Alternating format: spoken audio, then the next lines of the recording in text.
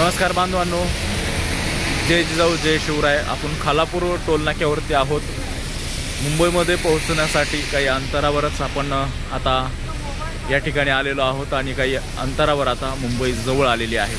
काही वेळातच मनोज दादा जरांगे पाटील देखील मुंबईमध्ये दाखल होणार आहेत।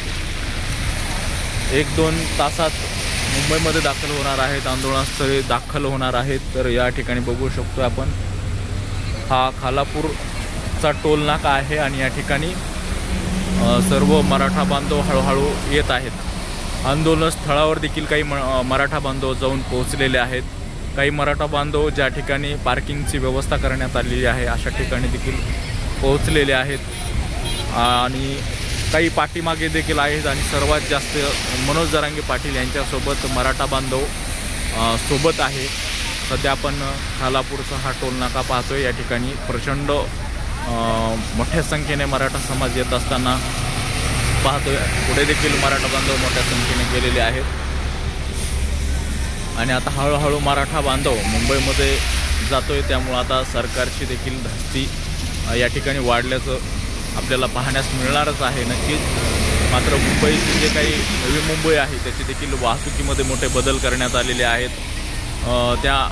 त्यामुळे पोलिसांनी मोठा या ठिकाणी बंदोबस्त देखील केलेला आहे, नियोजन केलेलं आहे, वाहतूक देखील वळवलेली आहे। जे काही जनजीवन मुंबईमधलं आहे ते विस्कळीत होणार नाही या दृष्टिकोनातून बऱ्यापैकी या ठिकाणी वाहतूक देखील वळवण्यात आलेली आहे। प्रचंड संख्येने जवळपास 3 कोटी मराठा बांधव मुंबईमध्ये दाखल होणार आहेत असं मनोज दादा जरांगे पाटील यांनी सांगितलेलं आहे। आणि आपण पाहू शकतो आता ह्या खालापूर टोल नाक्यावरून प्रचंड प्रमाणामध्ये वाहनं जात आहेत। अनेक वाहनं पुढे जाऊन थांबलेली आहेत। सध्या वाहनांची या ठिकाणी रिंग लागल्याची पाहायला मिळते। पाठीमागं खूप भरपूर वाहनं अजून आहेत, पोलिसांनी रोखून धरलेली आहेत आणि पुढे देखील भरपूर वाहनं आहेत। काही मराठा आंदोलक त्या ठिकाणी जाऊन पोहोचलेले आहेत आझाद मैदानावरती। काही मराठा बांधव ज्या ठिकाणी पार्किंगची व्यवस्था केलेली आहे त्या ठिकाणी देखील जाऊन पोहोचलेले आहेत।